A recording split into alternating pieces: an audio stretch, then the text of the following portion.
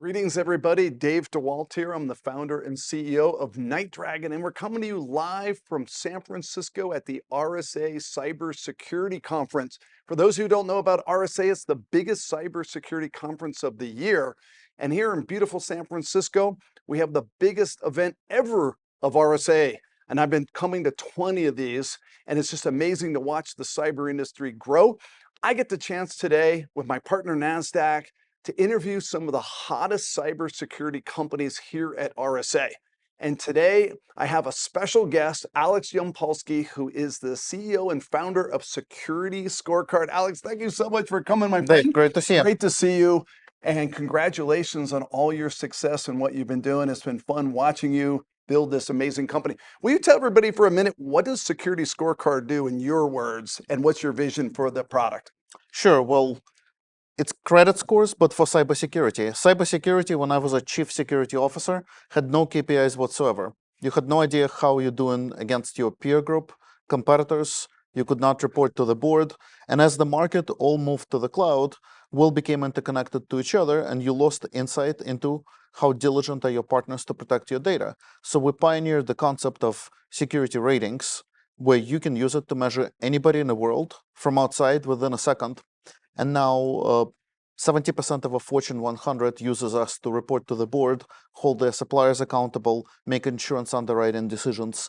We pioneered the concept, and now we became a whole platform for integrated risk management. You have outside-in scores, you have an inside-out component, you can quantify the risk in dollar terms, report to the board, and we've launched the Max offering, which is a managed service for supply chain as well at RSA. So let's just digest that for a second, because this is, in my opinion, one of the most important areas of all of cyber, and the accountability from a board level down. I did a report last year, some of you might have read it, that in the world of the Fortune 500, there's very few cyber professionals on the board.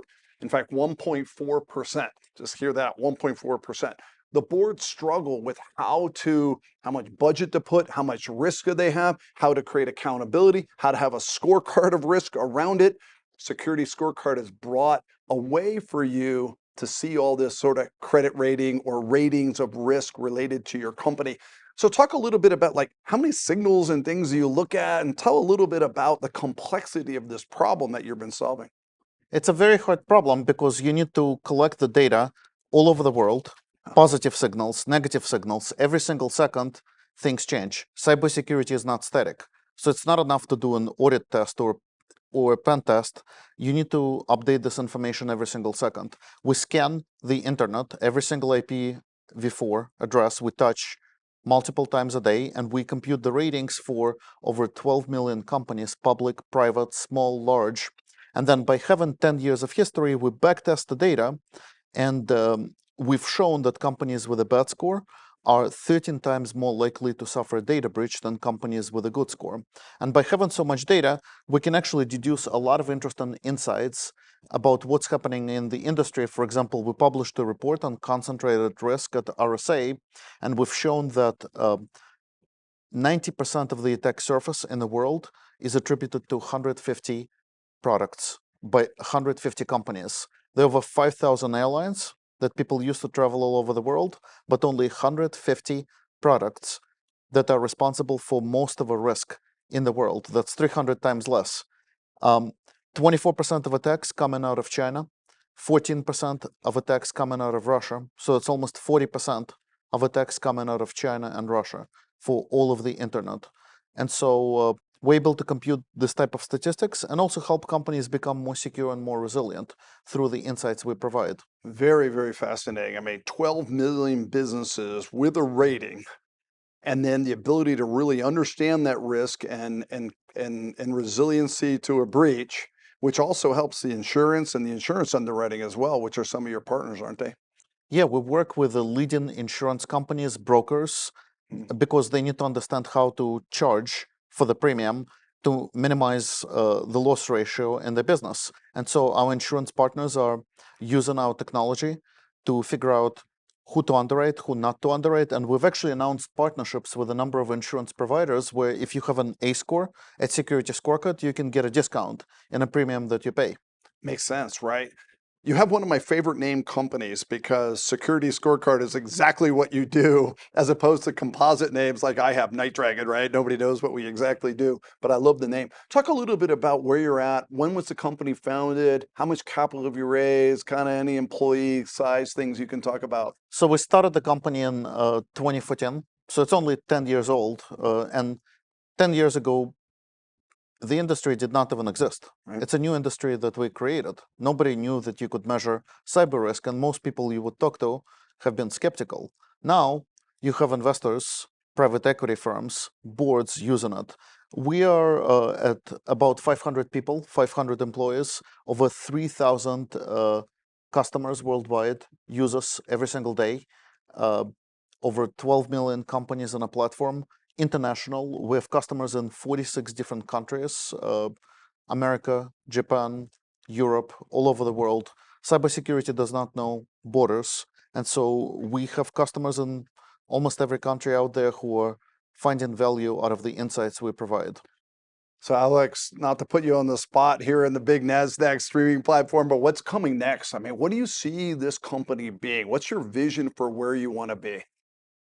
So I think AI, even though you can throw a stone at RSA without hitting a startup with AI and its marketing material, it seems like everybody is talking about AI.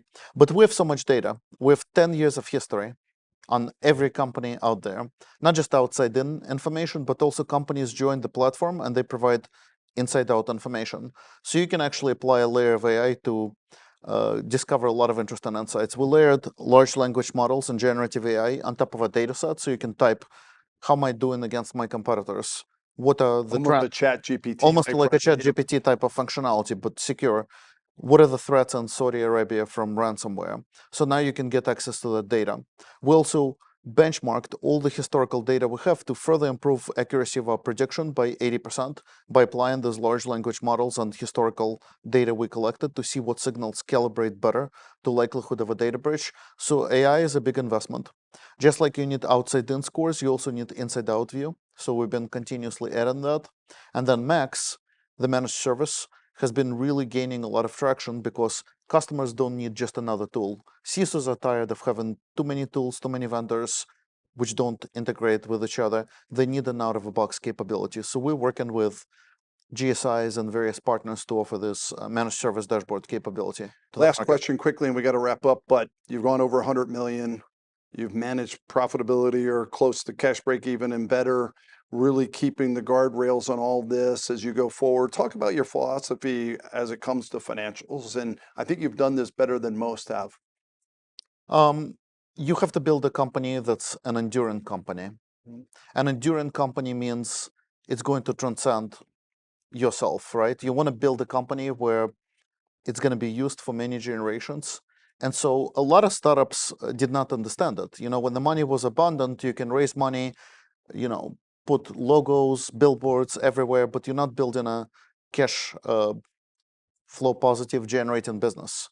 You also need to listen to your customers and deeply understand the customer needs and react, because the market is not static. So we've always made sure that when we see something working, we double down and we put more money on it. For example, Asia Pacific region is doing really well for us, so we're investing in that region. And when something is not working, then you try something else. So we've always built a company that's going to be a long enduring company, that's a cash flow positive business, a business where we justify and put the right guardrails against investments that we do. And at the same time, we're not afraid to take bets and be opportunistic with our investments. Is one of my favorite things about you, not just a visionary and incredible technologist, but also very financially astute. And I've really appreciated that.